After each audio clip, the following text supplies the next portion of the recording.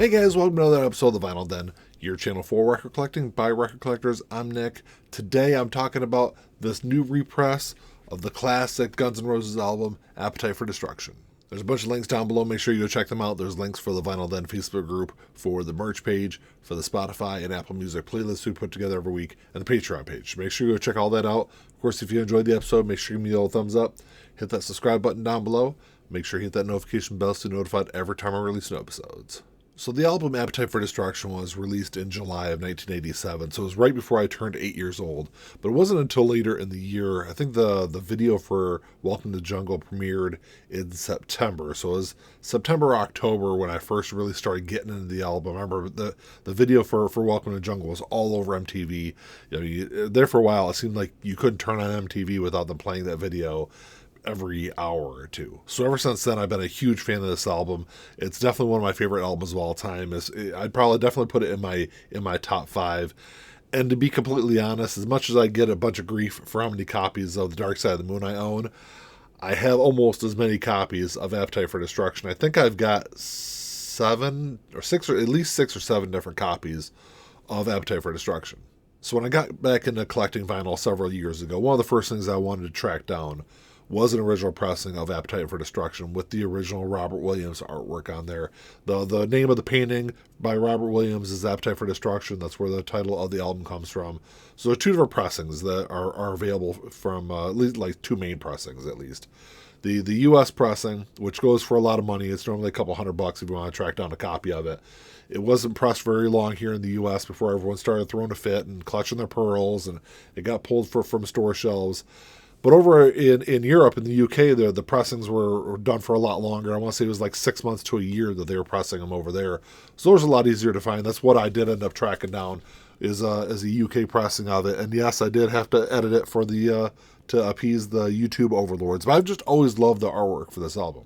So earlier this summer, when Guns N' Roses announced that they were going to reissue Appetite for Destruction with that original artwork for the first time officially since 2001, I knew I was going to grab a copy of it, even though it was like super expensive on their website. I want to say it's $50 on their website plus shipping, so it was like $60 or $65 for this album.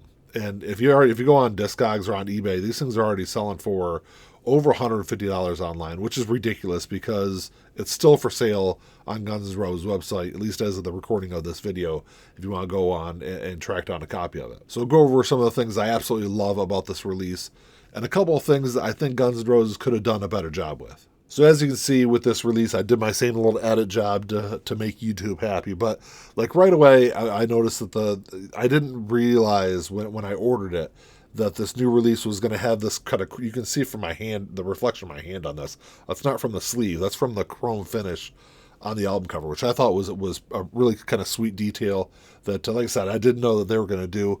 Before I pull this out of the package, though, I'll show you because I pulled the hype sticker off of the original packaging and placed it on the back here. As you can see, it says limited edition and numbered, Robert Williams cover, 2018 remastered audio, 3,000 units worldwide.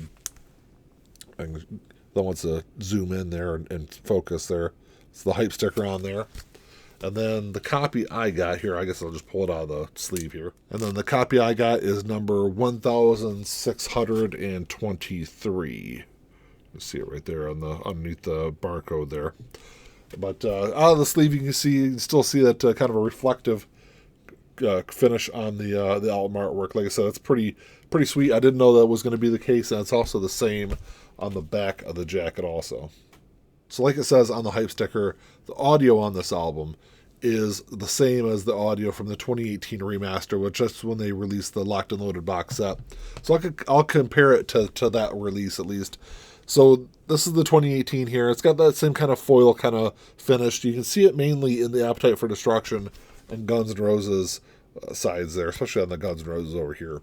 And then on the back cover, really the only thing that has that same kind of foil finish is just the Guns N' Roses logo there. So it's a little different, but the biggest difference about these 2 releases is this is a 2 LP release compared to a 1 LP release for this new Appetite for Destruction reissue. And I want to say this was like $35, or you can still pick it up for around $35 compared to $60 for this new one off of Guns N' Roses website. So what they did with the 2 LPs with the 2018 release, it's really on 3 sides. And then the 4th side, you're not going to be able to see it on the video, though, but I'll at least show you the back side of it. There's a hologram. Oh, maybe you can see it a little bit on there. You can kind of see the Guns N' Roses hologram on the back side of the album. If I can, it probably won't be as clear, but it's that's really the only difference. Sound wise, there's not a huge difference between the 2 LP release and this new 1 LP release. So it's really kind of the only negatives I can come up with for this new release. Is I think it probably should have been on the same as the 2018 release, being on 2 LPs.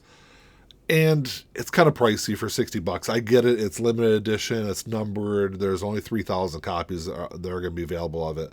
I think it probably would have sold a lot faster had it been $10 cheaper. Especially when, like I said, compared to the 2018 release, I didn't notice any kind of sound difference between the 2 releases. So, if the artwork doesn't really matter to you, you can pick up a copy of the 2018 release for, $35, maybe $40 compared to $60, $65 for this new one from Guns N' Roses website.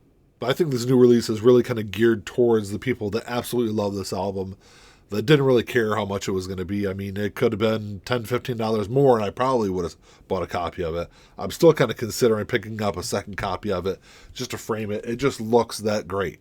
The other thing I noticed with this new release is they at least used thicker cardboard on this. I don't know if you can really see from the video, but it's a pretty thick stock that they used for this new release. And then it does have the same inner sleeve as the original release, if I can pull it out. I got a couple of seam splits on my inner sleeve, though. But there's the one side of it, and then there's the lyric side. So that's the same as the original pressing. Well, that's all I got for you today, guys. Thanks for checking the show out. Make sure you drop me a comment down below. Let me know what you think of this release. Have you considered picking it up? Have you picked up a copy? Like I said, if you go on Guns N' Roses website, it's still for sale on there, at least as the recording of this video. So don't pay a bunch of money on eBay or Discogs for this release. I guess go on their website and pay a bunch of money. Like I said, it was like $60 or $65 with shipping. Not cheap, I get that. But for diehard fans of this album, I think it's definitely worth it. It sounds great, though. It's a great looking, great sounding release. But let me know what you guys think. If you enjoyed the episode, make sure you give me the thumbs up. Hit that subscribe button down below. That's all I got. Until next time, keep on spinning. Peace.